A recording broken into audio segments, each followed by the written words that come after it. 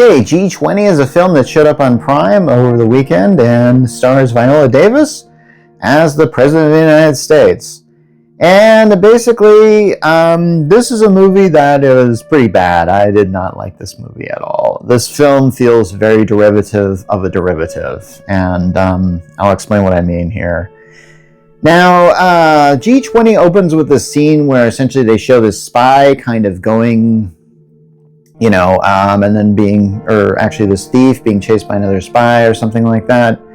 And then the president, who, as I mentioned, is played by Viola Davis, is woken up and basically said, we have a situation here. And you think that the situation that is happening is with the spy thing that they're showing, but it turns out that's only slightly related to the plot line. Because actually the situation is the president apparently has a daughter, and this daughter goes AWOL.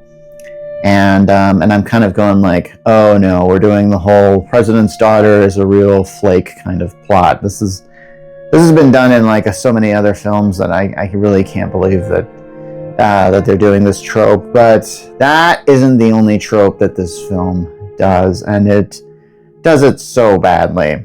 Anyway, let's get to the plot proper.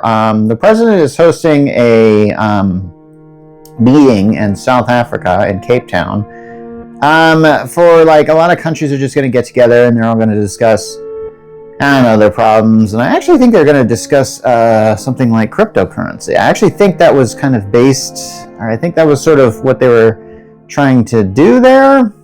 And so if you've probably seen the trailer of this or even the poster, what do you think happens? And yeah, I'm getting bored just even thinking about this plot. Terrorists show up. So yeah, this movie is a Die Hard movie, essentially. At least it follows kind of that whole thing. Now, I mentioned before, I think, and when I talked about a certain recent episode of Daredevil, that I always love the hostage crisis movie. Because, you get a tense situation, you have the characters kind of working behind the scenes to sort of dismantle it. And we get that in this movie. Now, what this movie does different is something I like. They make Viola Davis's character have a military background, which I actually think that was kind of cool. Normally you don't see that in a lot of these films. When you see a lot of films where the president has a military background, the president is usually played by a male actor. Here we see Viola Davis essentially just grabbing guns and kicking butt. Now, I have no problem with that. I actually think if you want to do that kind of empower woman thing, that's fine. You should do that. The problem is this film goes out of its way to just be really dumb in certain places. Because basically, when we find out that the terrorist plot is to essentially he basically films all these delegates or whatever, the representatives at G20, and he wants to get them together, and he makes a deep fake film of them talking about how great crypto is. And the reason why he does that is so the prices of crypto go up, so his crypto is going to be worth a lot of money. So yeah, he's got the same... So yeah, he's all after money. He's just like Hans Gruber from Die Hard.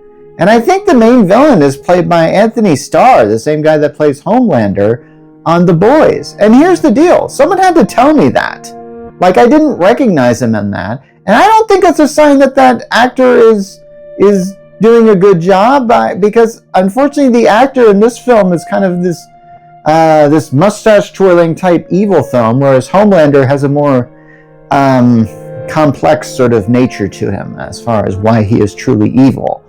But this guy, no, he's like Hans Gruber, and he's oh yeah, there's my crypto and stuff like that.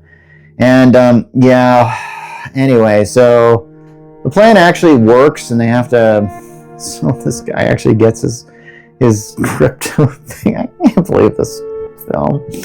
Anyway, so now if you've seen enough of these films, you'll know that they introduce these characters and they show their talents just so they can become heroes later. And that's what happens to the daughter. So we see that the daughter is this massive, great hacker, which honestly I'm kind of going where the heck did she learn all this stuff? And I'm kind of going I don't know. And it's just and she's the one who actually manages to signal to the vice president that they're in trouble, because the first thing the terrorists do is they cut off all communications. And the president is played by Clark Gregg, the actor that played Agent Coulson from those Avengers movies. And once they introduce the vice president and they have the scenes with him, I'm going like, okay, now this is just Air Force One.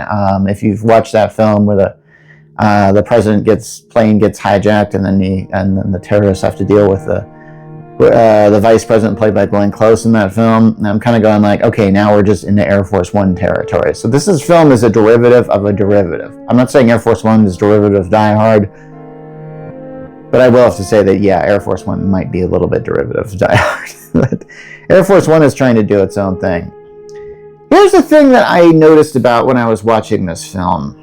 I'm going to say this because there was a time when I would watch a film like, say, Air Force One, and I would be rooting for the president to win, and so that the terrorists could be stopped. And I really have to think that is a really narrow-minded nature of how I think this would probably go down. Now I kind of feel like I'm at this point where it's like I'm looking at our current administration and the 1% that are really trying to take power there. I'm not necessarily rooting for the terrorists, but I can understand why the bad guys have such a beef against them. Something that I think is mentioned, in both Air Force One and this film is how that the terrorists will often tell the president, like, you'd go to war just to save price on just for gas. I think in both films they have a line like this, and I'm kind of going like, yeah, this is what we do as American leadership. We make bad decisions like this that result in a lot of innocent people in our own country and other countries getting hurt. This issue is never really addressed. And I really feel like a lot of these films are about saving people who wear suits, is what really these films really boil down to.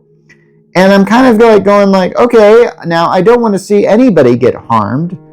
But if these 1% people are really bringing it on themselves, at some point in time, I'm kind of going like, I'm not exactly rooting for the bad guys, but at the same time, I'm thinking like, well, who's the real bad guy here? Why aren't we working together to solve these issues and stuff like that? Why aren't we working together and stuff like that? Why is it that in these films, these terrorists show up, do a lot of havoc, and suddenly it's like, oh, hey, now it's like, and it's like, the issue still isn't dealt with. In fact, I think they show the G20 summit at the end, and I don't really see if anything was really resolved there or something like that. I think all they really show is like that the mom has a really good memory from it.